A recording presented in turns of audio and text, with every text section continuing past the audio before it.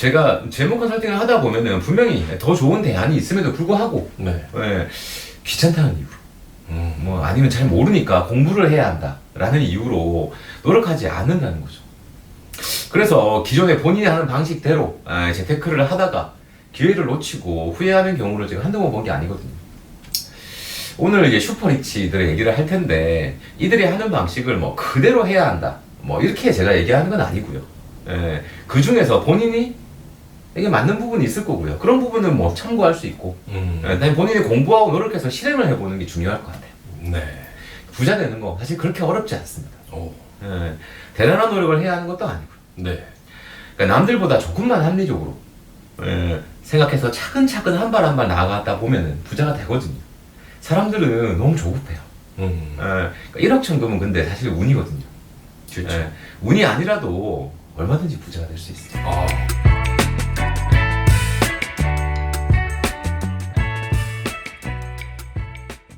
안녕하세요. 행복한 미래연구소 윤PD입니다. 자, 오늘도 저희 차창한 대표님 모시고 얘기 나눠보겠습니다.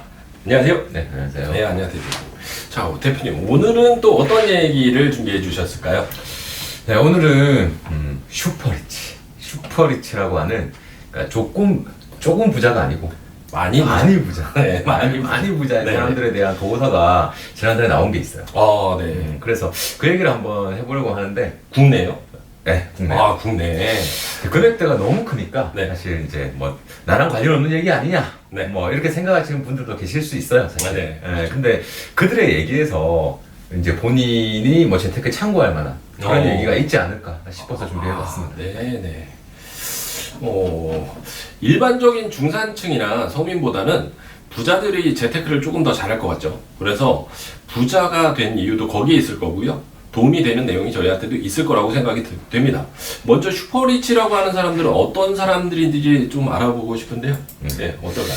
우리나라의 이제 몇몇 금융기관에서 네. 부자들에 관한 어떤 보고서를 정기적으로 또 발표를 해요. 네. 발표를 했는데 지난달에 이제 하나금융지주라는 곳이 있죠. 네. 하나금융지주에서 발표한 보고서를 이제 오늘 좀 말씀을 드리려고 하는데요.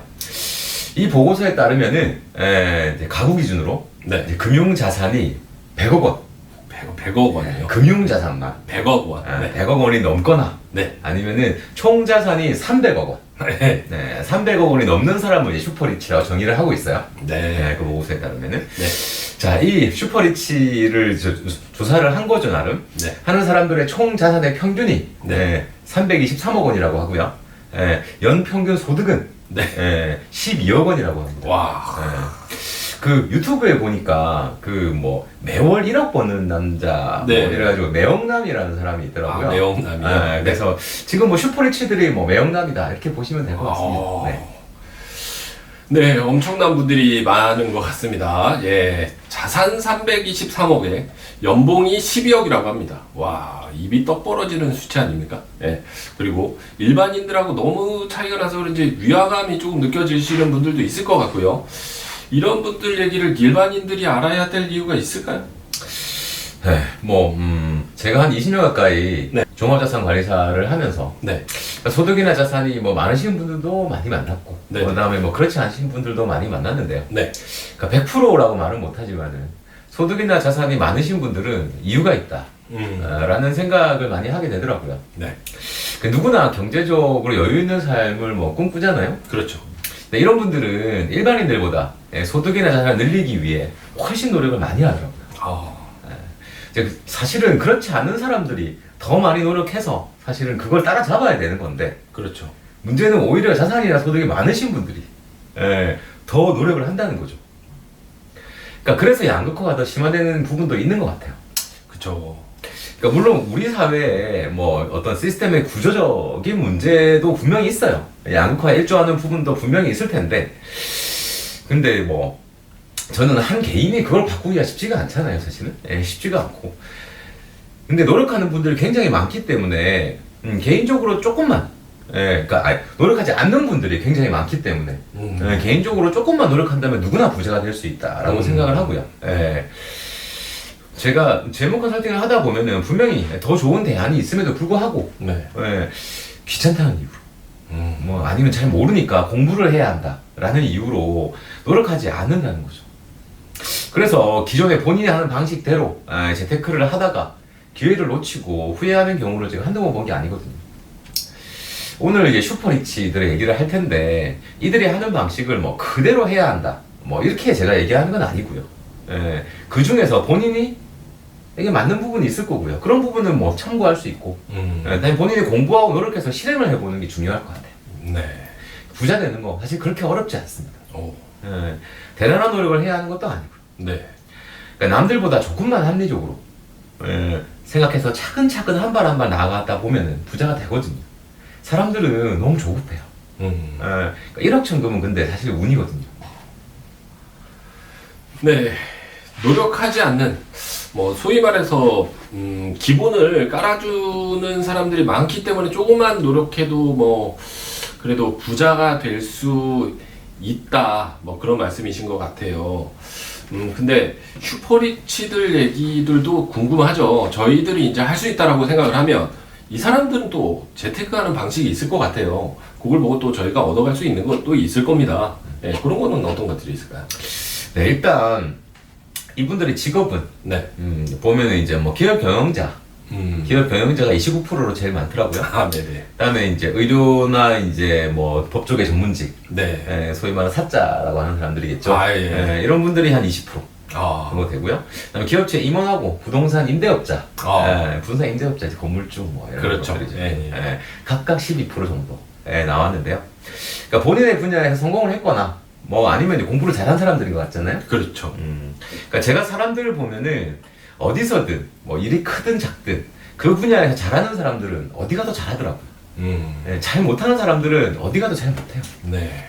재테크에도 저는 그게 중요한 것 같아요. 그러니까 슈퍼리치들의 연소득 12억을 보면은 네. 재산소득이 5억 정도 돼요. 12억 중에. 아. 그게 한 39% 정도 되는데요.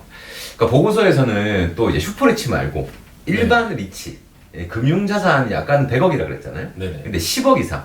사실 금융자산 10억도 사실 굉장하죠. 그렇죠. 금융자산만. 예, 현금으로 네. 갖고 있다. 금융자산 10억원 이상은 이제 일반 부자다라고 네. 이제 정의를 하는데 일반 부자들하고 한번 비교해 보면은 일반 부자들은 근로소득이 한 37%, 근로소득이 더 많죠, 그죠? 네. 그다음에 재산소득이 22%. 네. 근데 아까 슈퍼리치들은 재산소득이 39% 정도 되니까 아. 비중 자체가 재산소득이 훨씬 많은 거죠. 그리고 돈을 버는 이제 돈이 돈을 버는 구조로. 그렇죠. 돈이 돈을 버는 구조로 네. 이미 바뀐 분들이다라고 이제 볼 수 있을 거예요. 네. 슈퍼리치들은 소득의 절반 이상인 57%를 저축을 하고요. 네. 소비는 37%, 대출금 상환 한 6% 정도 되는데요. 근데 아까 얘기한 일반 부자들 같은 경우에는 소비가 59%, 저축이 38% 정도 됩니다. 더 많이 아끼네요. 네. 더 많이 저축을 하고. 네. 돈이 더 크니까 저축할 수 있는 볼륨이 더 커질 수도 있는 거죠. 네. 슈퍼리치들의 자산 구성을 보면은 네. 보고서에는 이제 21년하고 22년을 비교해가지고 한번 분석한 것도 있거든요. 네. 비교했는데 21년에는 투자 비중이 한 75%? 그러니까 2년 전이죠, 그죠? 네. 투자 비중이 75%, 다음에 현금 예금이 한 25% 정도 됐는데 작년에는 투자가 41%, 네. 현금 예금이 59%로 바뀌었더라고요. 그러니까 작년에 주식 시장이 안 좋았거든요. 예금 적금으로 많이 간 거죠. 그러네요. 네. 자산 중에 이제 금융이 50%, 그다음에 부동산이 48% 정도 됩니다. 21년 대비 부동산 자산이 줄고 네. 금융 자산은 늘었어요. 금융 자산 비중이 지금 부동산을 웃돌고 있죠. 그러네요. 그러니까 가장 큰 특징이라고 한다면 현금과 예금 자산이 증가했다 이렇게 볼 수 있을 텐데. 그러니까 작년부터 지금까지 여러 가지 투자 시장이 좀 불안한 부분이 있었잖아요. 네. 그래서 이제 보수적인 자산 운용을 하고 있다고 볼 수 있을 것 같아요. 네네. 그러니까 부자들 역시 총 자산이 21년 대비 13.4% 줄었어요.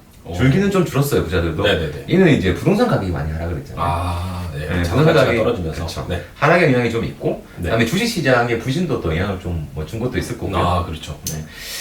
슈퍼리치 중에 한 70% 정도는 외화 자산도 조금은 가지고 있다라고 합니다. 그러니까 달러 현금도 있고요. 은행의 외화 예금의 형태로 많이 가지고 있다라고 하고요. 그다음에 향후 슈퍼리치들은 투자 1순위로 부동산을 꼽은 분이 제일 많았어요. 그러니까 부동산 시장은 하지만은 이제 2025년 이후에 가격이 상승세로 전환될 것으로 전망을 하고 있고요. 네. 이 정도로 얘기할 수 있을 것 같아요. 좀 전에도 한번 얘기해 주셨던 부동산 얘기를 약간 덧붙여가지고 참고해보면 도움이 될 것 같네요. 예. 그리고 대표님, 그리고 아까 얘기를 들어보니까, 그런 것 같아요. 돈이 있는 분들이 약간 더 저축에 할당하는 비중이 많다. 사실 뭐, 저희 생활하느라고 쓰는 돈이 많아서 그렇다라고 생각할 수도 있지만, 어떤 분들은 제가 아는 분들 중에 진짜 그렇게 많지 않은 연봉을 가지고 그 중에 거의 뭐 한 50% 거의 절반 이상을 저축하시는, 뭐 물론 그쪽도 빠듯할 거예요. 왜냐 그분도, 제가 아는 분도 한 애가 한 3명 정도 있거든요.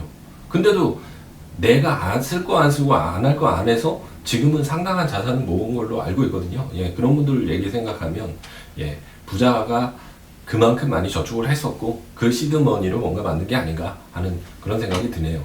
예, 오늘 대표님 오늘 도움이 되는 말씀